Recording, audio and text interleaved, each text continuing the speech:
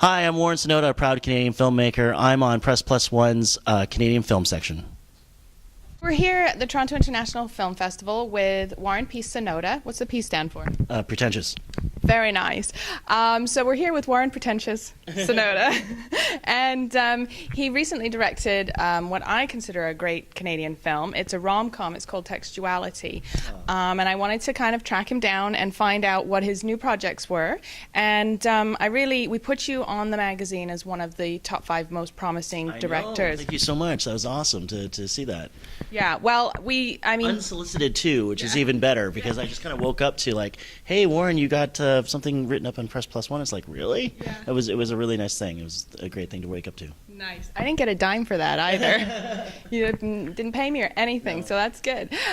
One of the things I noticed about the film Textuality was a complete difference between your previous films and this one. Well, I think when we all got together to make Textuality, Liam Card, who wrote the script, Mark Rigaud, who produced it, we sat down and we said, you know what, we want to make unabashedly sort of big, beautiful, lush Hollywood romantic comedy. We wanted to do something that was kind of different than what we've seen coming out of Canada in terms of, I can't even think of another rom-com recently that's come out, and we wanted to make Toronto look sexy, and I've been very fortunate and blessed to be able to work in different genres and tell different stories, because ultimately it comes down to what story you're talking about and what you're trying to convey. Do you accumulate new skills as you go along the way with that? Oh yeah, I had to buy a BlackBerry and learn how to use a BlackBerry on Textuality. It's funny, every movie has challenges, and it's every movie has its own set of rules and things that you have to get through. And with Textuality, we had a very small budget, and we had to make that budget look like a Hollywood movie and compete on a world sort of market with other Hollywood rom-coms. I think you really proved it. I think I put in the article you were, more Hollywood than Hollywood. That article, they had to make the doors bigger for my head to get through, but thank you very much. No, but it really did.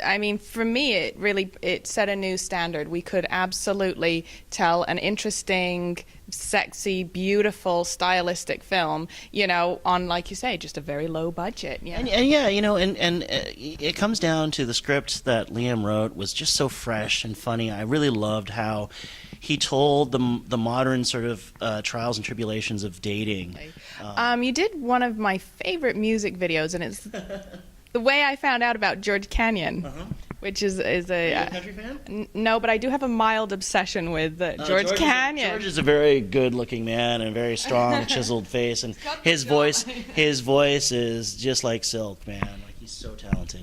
Now, the reason I'm bringing this up is because it was a really well-known music video. It's the Ring of Fire one, right? And tell me a little bit about the development and process of that. Well, I've been doing music videos ever since I started. That's how I started doing film back in the 90s. And working with artists like George and Johnny Reed, and I've been doing a lot of country music videos lately because I love the music, I love the clients and the artists. They're the best to work with. Yeah. It's such a pleasure to work with them. They're nice. Yeah. They pay on time. They you get to tell stories instead of just like do some bootylicious sort of video with chicks dancing and everything like that. So with Ring of Fire, George, I had done many music videos with George, and he's one of my favorite artists to work with. He just said, Warren, I'm doing this Johnny Cash tribute CD, and we're doing Ring of Fire, and here's a song, and we want to do something big. We want to do something epic. Well, what about putting you on a pillar 50 feet over Ring of Fire, and we'll have flamethrowers and fireworks, and you'll probably die doing this video. and I think the challenge of that really sort of clicked in him, and he said, okay, sure. And man, he was suspended on that pillar for a good 4 or 5 hours, and like I have a fear of heights. I don't know how he did it. No idea how he did it. So tell me about your new project. Is it called Servitude? Yes. It's our sort of ode to the waiter, the modern waiter, and it's a waiter revenge comedy. One night, a bunch of waiters decide to dish back to the customers what they've been dished all night long. And it's the first film to come out of the Telefilm CFC Comedy Lab. They picked 5 of the funniest scripts that were submitted, and those 5 projects were developed through Comedy Lab. I was very fortunate to get involved with Comedy Lab through Servitude, and a lot of it was a teaching component, and the last thing I wanted to do was go to classes. Like I failed film school. I didn't want to go to classes, but my producer Michael's like, no, you're gonna love these classes. First class was Ivan Reitman, or actually Eugene Levy, talking for 2.5 hours about comedy acting. Nice. And then Ivan Reitman for 2.5 hours talking about producing and Stripes and Meatballs and Ghostbusters and everything. And then the next 2.5 hours was Eitan Cohen, who wrote Tropic Thunder.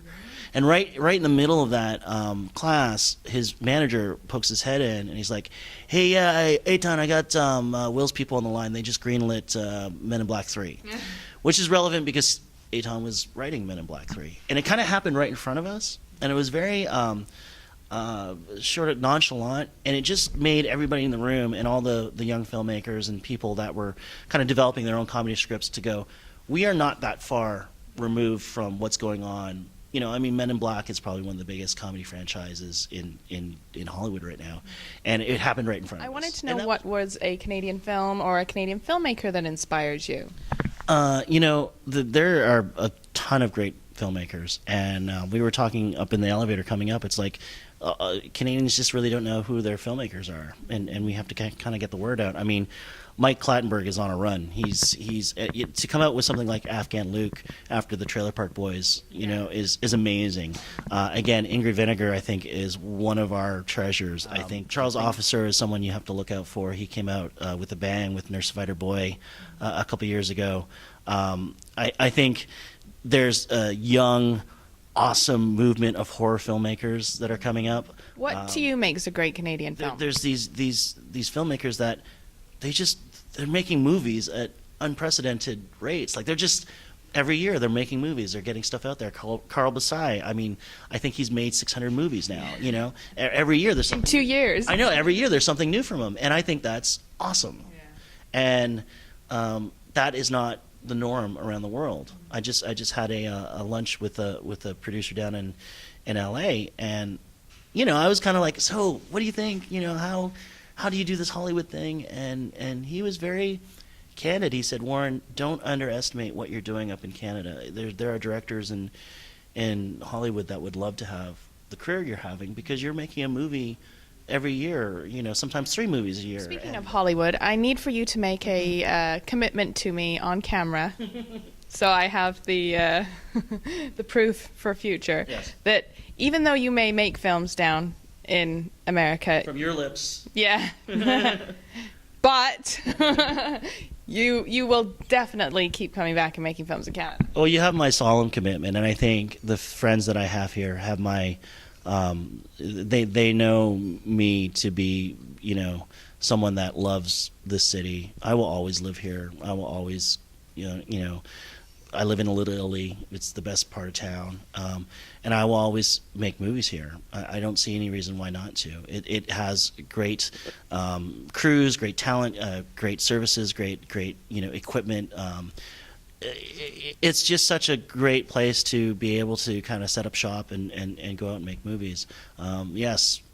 Even if I become a huge Hollywood filmmaker like you're threatening right now, I will come back and always make movies here because I love it. Great. Okay, good. That'll do. Thank you. And as And long as you keep reporting on them and talking about them. okay, that I can do.